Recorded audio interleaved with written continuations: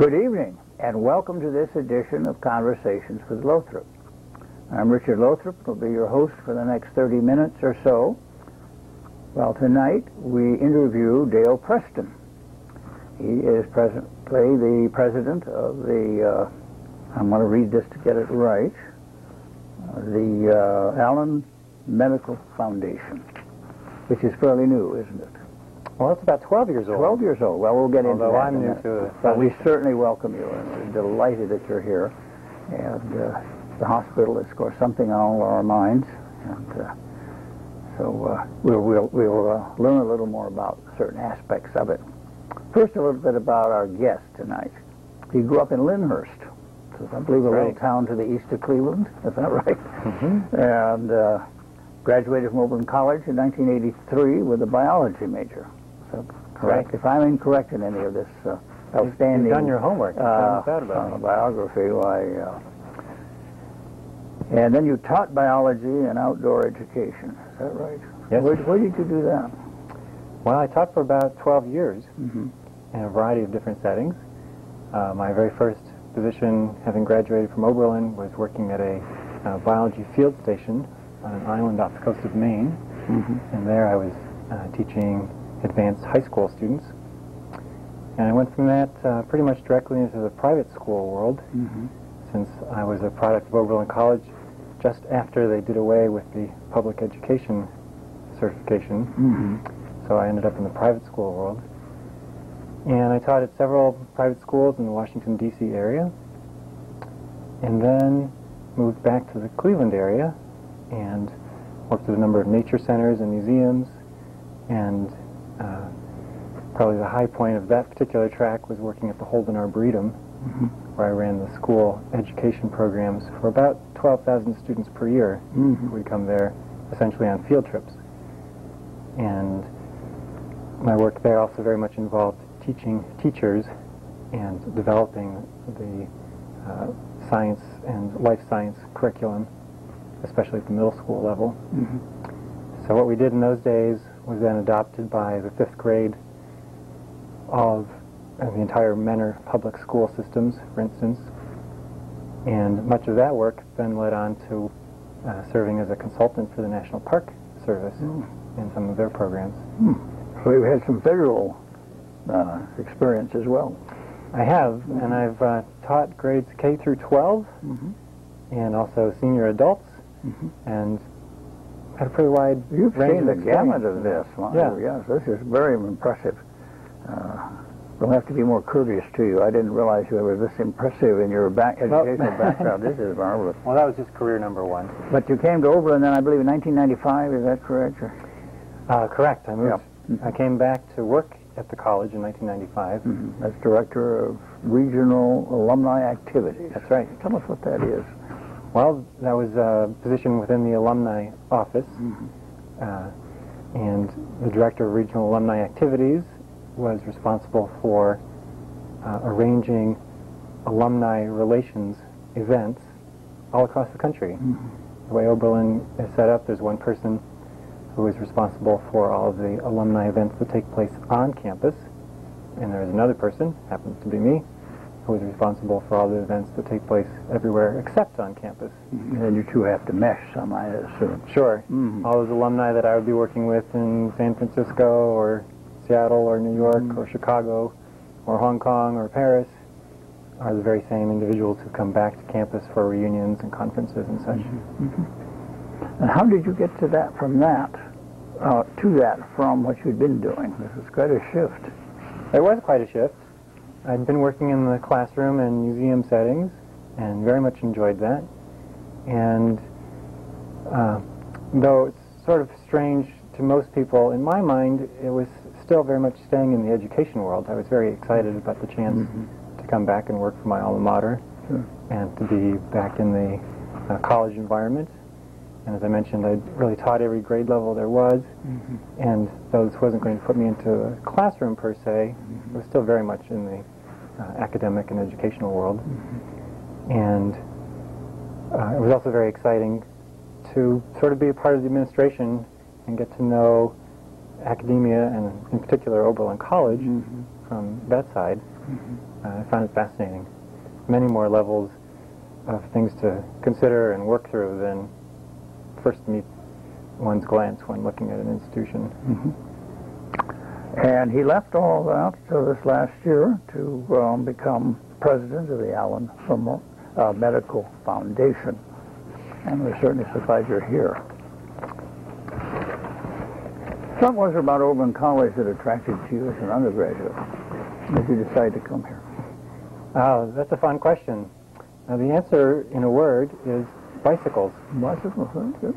When I was a high school student, I was a fanatic bicycler. And by the time I finished high school, I remember that the odometer on my bicycle broke just after it turned over 27,900 miles. And I was very disappointed not to have gotten to the 28,000 mile mark on that odometer. And at the time, Oberlin was especially well known, well, I thought so, for being a bicycle-friendly town. And there were a great number of bicycles. There still are, but not as many as then. I remember one of the claims to fame was that Oberlin had the most bicycles per capita of any town in the U.S. I don't know if that's true. We used to have signs at the entrance of the town, didn't we? I believe we did. That's Said, right. Welcome to the bicycle, whatever it was. That's right. Something. So I was very attracted by the fact that there were bicycles here. And also, to me, bicycle was very much a metaphor, because the kind of person who rides a bike, in my mind, tends to be sort of independent, self-motivated, willing to be out there. And Oberlin College, of course, then as now embodied many ideals which I very much enjoyed and aspired to. So the fact that there were so many like-minded people, I thought, was very attractive to me, and to see professors and townspeople and others bicycling, I thought this is the right place for me. That was wonderful. I also have a funny story to tell about the very first time that I ever visited the college. I was then a naive teenager. I didn't think of myself that way at the time. But I came to Oberlin, having never ever been here before. And it was a beautiful day in the spring that I visited the campus. And there was just so much going on. And there were people dancing out in Tappan Square, and there were trumpeters on the roof of the conservatory who were just playing out over the square. And I remember walking through town, and I noticed that the mannequins in the storefront windows were real people. And I just thought, this is the most different, enlightening place I've ever been. Only later did I realize I happened to be here on what was then called Mayfair. Oh, yes. That was not an ordinary day in Not an Oberlin, ordinary day. but it still was very special. Oh, that's fun, though. Yeah.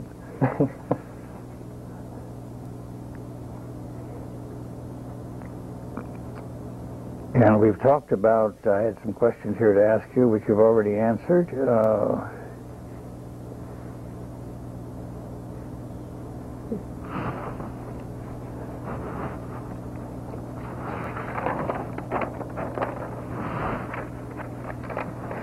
What's attracted you to this new position?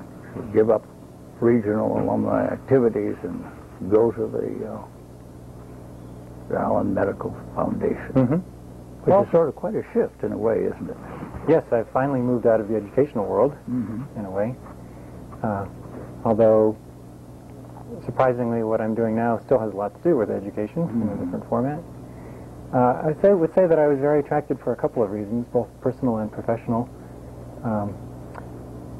The main one is that my son was born at Allen, and he was born there just about 2 months before, unfortunately, the maternity wing had to be closed due to the difficult financial situation that the hospital was in. And so I felt very much aware of both the value of having the hospital here and the fact that its presence was not a given. It really could go away. And as we all know, the hospital has had financial difficulties, and thank goodness those are largely behind it at this point. So this position came open, and I was just very interested in it because I knew it mattered to me in my heart to work towards the betterment of having a hospital here in our community. Who had it before? who had... What you are doing now, who had that position before? Well, my position is sort of new. Well, that's what I wondered, because I didn't remember ever hearing of that position before. The foundation has existed since 1990, and there definitely have been several people who preceded me in working for the foundation. I am, however, the very first full-time person to have been... And are you appointed independent there. from the hospital, or is it all part of the same umbrella? No, the foundation is technically its own 501c3 nonprofit organization. It has its own bylaws, its own charter, its own board of trustees. That said, its purpose is to benefit Allen Hospital.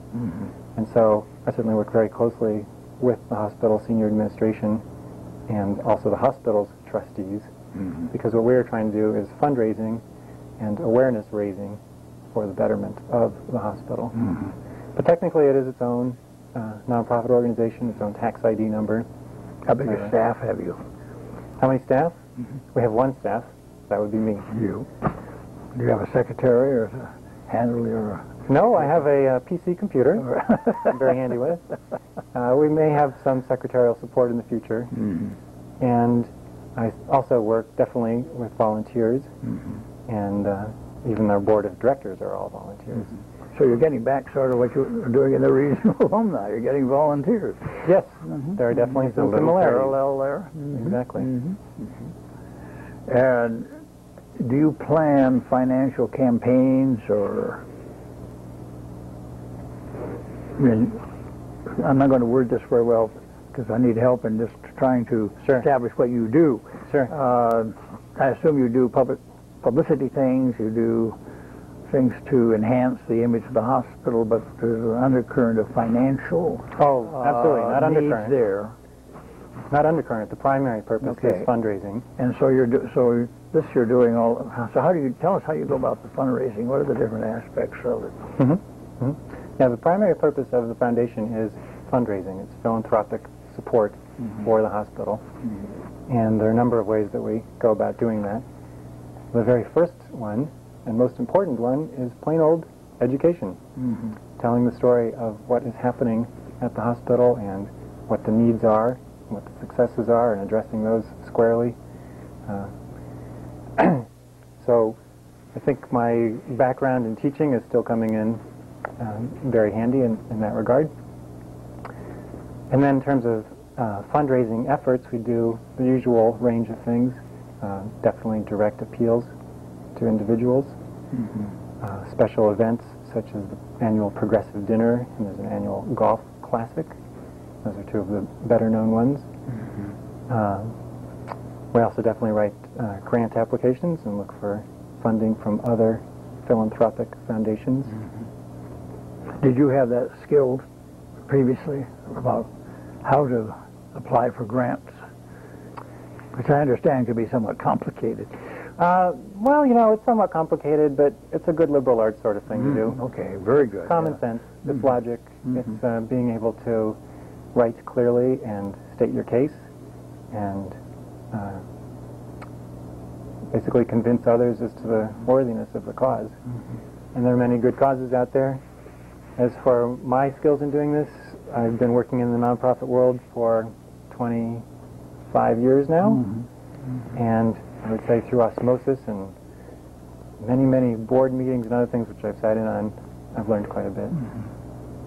That's fun. And do you go to service clubs, other places, and speak? You do quite a bit of public speaking as a result of this. Yes. Do you initiate that, or do people come to you and say, would you... Works both ways. Both ways.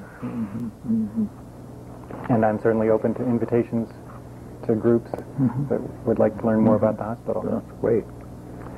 Would you comment on the Oberlin and area support that you find for the hospital? That's a very interesting question, especially viewed historically. And as you may well know, our hospital here was started because of a citizen action group. A group of citizens got together in 1906.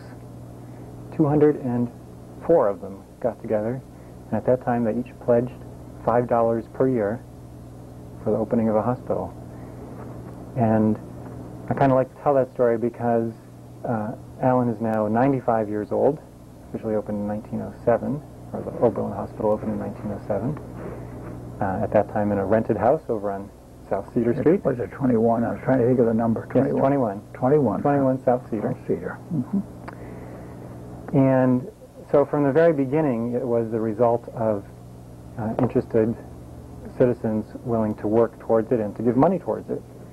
Another early example of that is that the auxiliary group dates to the same period.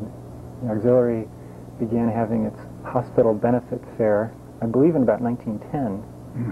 And living in Oberlin these days, we all recognize it as the Pie Social on Tappan Square on the night of illumination. That event has been going on for about 93 years or so, almost continuously, not quite, but darn close. So historically, there has always been a citizen base supporting the hospital. That said, in the modern day, given the number of people who go to Allen for medical services of all kinds, whether they are inpatient or outpatient or coming through the emergency room for whatever, proportionally, the number of people who are actually donors to the foundation is very small. To give you some round numbers, we have in the range of 12,000 patients per year, roughly 1,000 a month. This is admitted patients, or you mean through the emergency room? Coming through the front door, not necessarily inpatient. Okay. But, right. And many of those individuals come more than once in a year. If you have an illness, you may be in a couple of times, or for a checkup, or for lab work, or whatever. So if you actually had a counter on the front door and counted the number of times people walked through, in a given year, it ranges between 30 and 40,000 people are coming into Allen. And is this from Lorraine County pretty generally? Yes. Especially from the southern part of Lorraine County, sort of south of 113. Okay. Yes, because this is the only hospital in that part of the county. That's right. So that many people come through the doors, and yet in terms of actual donors to the foundation, we have a few hundred in this modern day. So we're always interested to tell that story and let people know that we do very much benefit from their support still. If I can take you back a moment to 21 South Cedar, I remember talking one time with a professor who, with his family, lived in that house for some years. And he said people would ask him, not so much alumni, although some of them would have been, but people would come back to Oberlin who'd grown up here. And they would meet him. They would say, "Where do you live?" And he would tell them, and they would smile. "Oh, I had my tonsils out in your dining room," or "I was born in your kitchen." And he said it was a strange feeling then to go back home and realize all these things had gone on in his house, and probably people had died there and all that sort of thing. And, exactly.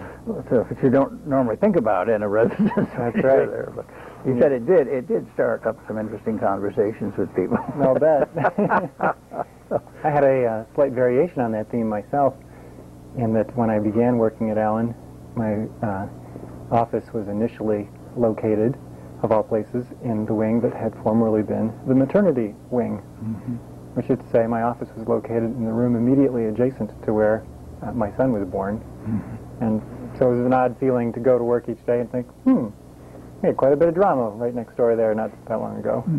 Now, what are they using that space for? Some of that the rehab That space is currently the rehabilitation services, and also the sleep lab, and also the brand new mammography machine is currently located there. Then is the hospital pretty much over its reconstruction, or is that still a work in progress? Oh no, it's very much a work in progress. And in fact, I kind of joke with the other staff at the hospital that going to work there is sort of like going to be on the set of This Old House, because every day there's some new wall that's being torn down and a new bathroom being put in and whatnot. There have been a lot of changes, and the shuffling game of moving different departments and services around is by no means finished. I'm not sure what the entire huge long-range plans are, but my guess is we're about halfway there. So quite a little bit to go. There's quite a bit. And as far as you can tell, the relationship with the Lorraine Community Hospital is going splendidly. Yes, yes, it's been very My interesting. impression, certainly. Yes. It's been very interesting to me to learn about that, and quite honestly, I knew very little about it going into the job, from what we see in the newspaper, tidbits here and there. But now that I'm on the inside, I'm really impressed with the strength of the relationship. A lot of people have misdescribed it as a merger or an acquisition. It is not that at all. It is an affiliation. It's a partnership, and you might think of it as a big brother, little brother sort of arrangement. And the expertise and the resources that Community Health Partners has made available to Alan has truly been significant. And there is no doubt that had a big brother affiliation not occurred, Alan wouldn't be there. And this is so much better than an actual takeover would have been by, say, some larger hospital someplace, so that this would have lost its identity. And it didn't. Here it is. Exactly. Stronger. Exactly. Than it was. And I think that's terrific. And as an Oberlin resident, I feel very adamantly that we have a hospital and that it be a good community hospital and that it service this part of the county. And I've had experiences for my own personal health in some large hospitals in Cleveland where I received excellent treatment, for sure. But as one example, one time when I was a patient, I remember being told to go to exam room number 406. And it's easy to be treated pretty much as a number in a large hospital setting. And here, one of the wonderful traits of our hospital, I feel, is the fact that it's a neighborhood hospital. People know you and treat you. You brought some pictures you wanted to show us? I did bring some pictures. We'll hope these will come through so you on the screen for you. I have a number of pictures I'll just go through quickly, if that's all right. If you would. And this one I thought viewers might enjoy seeing. This is the home where Dr. Allen lived. Dudley Peter Allen. Dudley Peter Allen. Those who know the campus will know this as Allencroft. I think that goes back to 1861, doesn't it? That's correct. This house was built in 1861, and the Allens moved into it in 1865. Okay. And lived here for... So they didn't build it then, apparently. They were not the original builders. Okay. That's correct. That's a nice picture of that house. Speaking of remodeling, this is the remodeling that happened last spring to the front lobby, and redoing the front lobby and also the registration area was part of the package of redoing the entire emergency room. There's something unusual about that picture. The television set isn't on. Well, that's fine. Every time I go sit in a place like that, they've got 2 or 3 televisions blaring at you. Yes. And this is a picture inside of the emergency room. Many people don't see the emergency room unless they are having some medical need to go there, in which case they may not pay attention to the way it looks and functions. But for those of you who remember the old emergency room, this is quite different. Quite a different. And that's where people would first come in. This is a view of the central nurse station. Oh, the nurses' station. There are actually 11 exam rooms all around this, and the new ER has its own waiting room, its own triage center. And wasn't it last Friday or sometime that every one of those was being occupied? Yes. Was there a series of accidents? Yes. Brought in? That's exactly right. You may have seen I even had a letter to the editor in the Oberlin News That's Trib. where I saw it. That's right. Just commenting on just what happened there. That's right. It was really an amazing scene. I remember something like that at the time of the great Wellington train wreck in, I think it was 1958 or something like that. I'm not just sure, but there was. And this is the nearest hospital. Wellington Hospital wasn't there. And I can remember hearing something had happened, and it was a very foggy. I went over to the hospital just to see if something was. that entire drive was lined with ambulances, and they were also stretched down West Lorraine. And those were that was the day when you had the red dome light. Yeah. And there was all those. There wasn't a sound, just these all going, and within that fog, it was an eerie experience. And when I read this letter, I thought of that day. And of course, they just had the one emergency room then, and local physicians were scrambling to do what they could, and they emptied everybody out of the hospital, which I think then had 26 patients or something like that, to make room for people they had to. But this most recent incident reminded me of that long ago time. Yeah. And the recent incident that we're referring to is the one that happened. There was snow that afternoon. That's right. A number of accidents that happened south of Oberlin with enough victims that the emergency room was totally full. And it was really a very intense scene, but it made me realize and really appreciate the fact that that was there. Had that ER not been there, or had it been smaller, wouldn't want to think about the consequences. Yeah. Inside of the emergency room, or immediately adjacent to it, is this fancy machine. This is the new CAT scanner that was installed last spring. And this is said to be the fastest single-slice CAT scanner in northern Ohio. It can image your entire body in about 2 minutes. I heard about a little boy asking this recently, was there a scanner for dogs? For dogs? Yeah, that's the CAT scanner is the one for dogs. That's good. And if you ever wondered what the radiation technologists see when they're looking at the computer screen, while what are we looking at there? We're looking at the cross-section of a person's abdomen. Oh. And this is what appears... It's a busy place, isn't it? Yes, it sure is. The technician is able to change the view as well and look at different slices and change the angle and change exactly the kind of display so that the organs become more pronounced or less pronounced. It's really just an amazing technology. This is another image from one of the portable X-ray machines, and this is showing a person who had hip surgery and has 3... So those are the pins? Is that 3 pins. They're really just screws. Looks like you can pick them up down at Watson's Hardware. I think they're a little bit different than that. I think possibly slightly more refined. Probably. Just a little bit, maybe.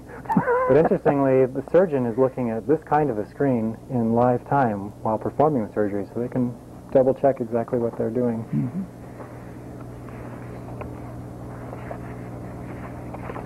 Let's see. Well, I have a couple of people pictures I wanted to share, too. You asked about the size of the staff. It's really just me plus some volunteers. Here are some of our recent volunteers. These are all high school students down at JVS who were assistants to the professional chefs. Oh, at the dinner. When we had our progressive dinner, which is a fundraising event held each fall. And they did a marvelous job, did a really excellent job for us. And this picture, another one I took. This is not a posed shot. It just was going on in the room the day I happened to have my camera. And I really like this picture because to me this says so much about the quality of care of what's happening there. And who is the doctor? This is Ken Hale. He's the director of cardiopulmonary services. And you can't really tell in this picture because it's so small, but he's showing this young person how a fancy machine works that reads one's pulse and oxygen level. And I just really thought that this sort of captured the sense of what a small town hospital really is all about. And one last picture for you. Many people, yes, from the Cass Gilbert here. Many people will recognize these ornaments from the original Cass Gilbert building. And I'm glad some of those are still visible. Yes. And the ones that are no longer visible on the exterior of the building have in fact been saved and now hang in the executive boardroom. Oh, do they? And they're very handsome. I'm great. Those I've always loved. And each one is different, as I recall. There are 3 different ones. 3 different ones, okay. And a really interesting historical note is that those were all taken, Cass Gilbert adopted those from a building that's actually in Florence, Italy, that was built 500 years before Allen was built. There's a lot of history. Amazing. Well, we're just about at the end of this, Dale. It's been great fun. I have one final question for you. What do you most enjoy about Oberlin, living here? What is your most enjoyable? That's hard to answer because I'm a huge fan of living in Oberlin. So many things. I really love living in hard to Oberlin. make a choice. I suppose first and foremost I would say the interesting and talented people here. Everyone you meet, from Kendall residents to college students to folks in front of Gibson's, it's just fascinating to hear people's stories and talk with them. I certainly enjoy all the performances on campus, especially the dance program. But I love many of the town's amenities, including the farm market. Big fan of that. Walks in the Arb and bicycling around town. It's just a very livable town, and we really enjoy being here. We have a great deal in these few square miles, don't we? We sure do. It's wonderful. Yeah. Dale, thank you so very much. Thank you so much. And for being our guest, we'd like to present you with this Conversations with Lothrop mug. Well, thank you very much. We will enjoy having coffee in the future. And we thank you so very, very much for being with us and sharing your thoughts and information with us. So thank you very much for joining us this evening. And we hope you will be with us for the next edition of Conversations with Lothrop. Until then, this is Richard Lothrop saying thank you again and good night.